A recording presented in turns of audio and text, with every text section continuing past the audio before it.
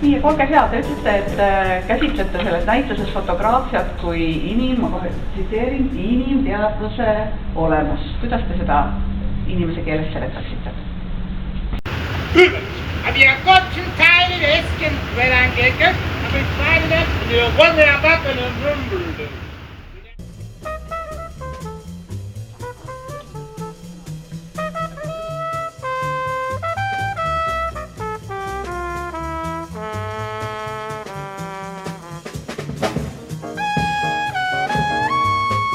Tere õhtust, tere tulemast!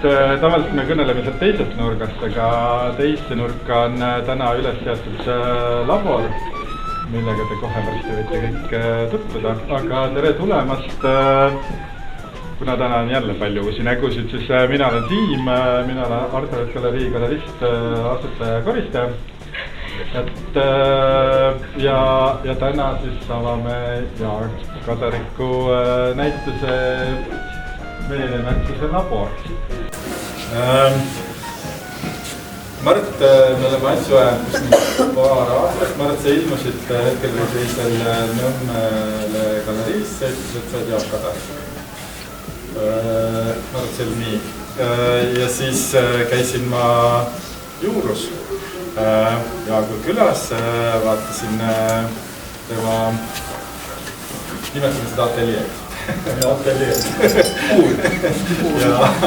ja valisime sealt mõned tööd ja ma arvan, et ega siis sai ikka see näituse jutt alguse.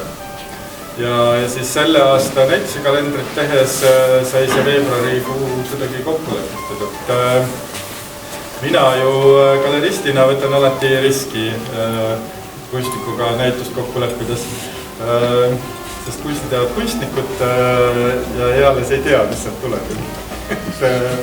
Aga eile umbes samal ajal saime me kõik need pildid siia seina. Ja mina võin küll öelda, et see risk vääris võtmist, sest tegemist on väga toreda näitusega ja hoopis teistsuguse näitusega, kui võrrelda eelmise, üle-eelmise või üle-üle-eelmisega.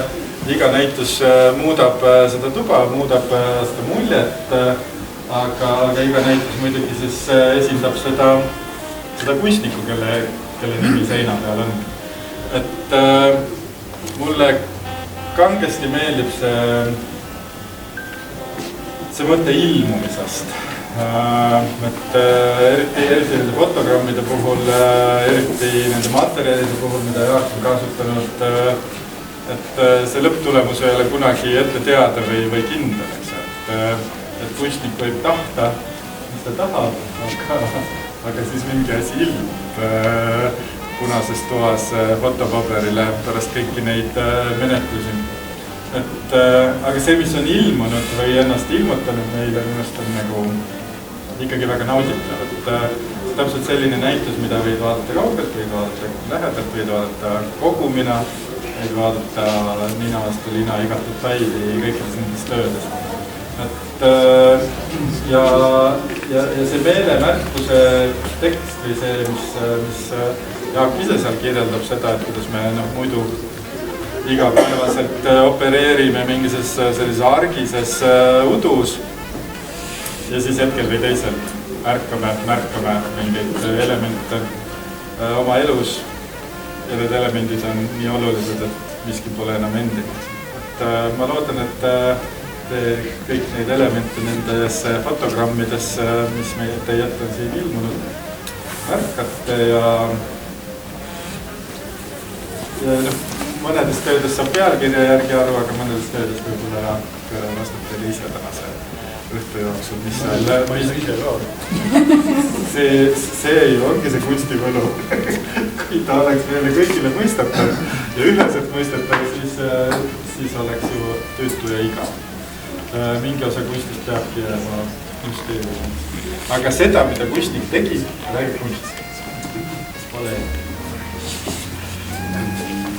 Veel kord ma tänan Siimu, et ta nagu ärgitas uusi pilte tegema, et vanu pilte kõik, no mitte kõik, aga on nähtud, et jõusus. Ja siis ma ikkagi kaevasin oma sellest niinimetatud laborist, mis on ka polikamber, välja siis nüüd poole sajandi vanused veneaegsed fotopaberil rullid, veneaegsed keemiat leidsin, ilmuti siiski ostsin fotopointist, aga kinniti on veneaegne. Ja ilmutusprotsess on muidugi ka nihkega ja ebakorrektne, ütleme, ei ole nii-öelda lõpuni viidud protsess ja lokaalne töötlus pintsliga, vahevalgustused, mitmekordsed ekspositsioonid ja lõpuks pilt veel valmib tasapisi veel see kapuke kerkib, et võib-olla omab mingeid uusi toone kergelt. Mõned toonid kaovad ja teisenevad. Mis laborisse puutub, laboris on see meelemärkuse värk on sedasi, et sul on nagu mingi mõte, aga siis laboris nagu kukud loesse ikkagi täiesti meelemärkuseta valekus nagu sellepärast, et materjal on seiklusrikas ja ideed tekivad sisuliselt koha peal, olemasolevast materjalist saab laotud neid kompositsioone. Näiteks see Hiired Humalas, see tekkis mulle niimoodi, et eelmine päev olin koduaia ekist humalad kilkunud, siis hiired olid mõned päevad varem lõksu jäänud ja see pisike hiireke seal oli veel pool tundi varem õuest leitud, oli ära külmunud.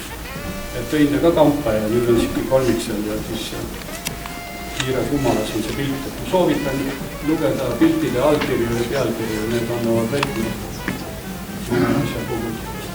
Võib-olla sellised abstraktsemad pildid on siin seotud Buratino seiklustega. Tema koos sõpradega siin demonteerib klaverit.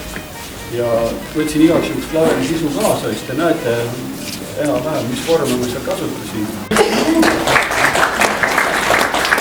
Ja sellega on laadu näitus varatud. Aitäh taas usaldamast ja aitäh tulemast kõiki nende piltidega, et ta on veel pikk, et kiusake kunstnikku, sest miski muu pole rohkem kujundavam kui tagasiside kunstnikule. Kunstnik vajab tagasiside.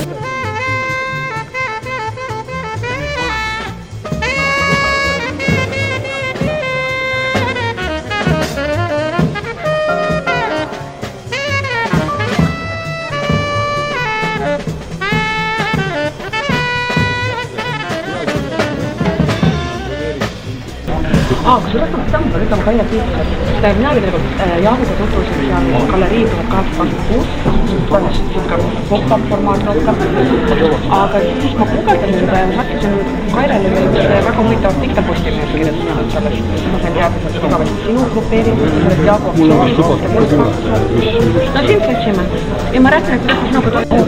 Ma teen koos Venniga pildi. No teeme. Näed, kuule, aga tuleks sinna poole. Mina ka olen siia ka.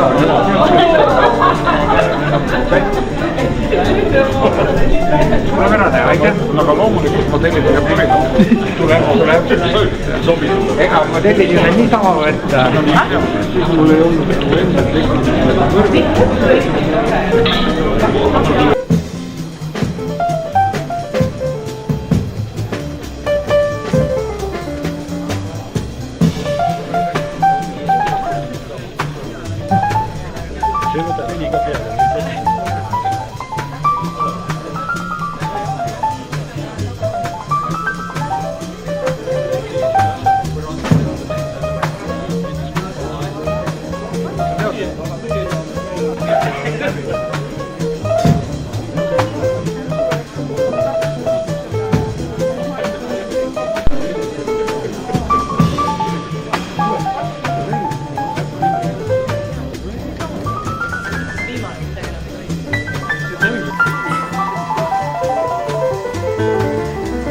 Ma ei teinud välja. Ma mõtlesin, issand jumal, kõike järgi.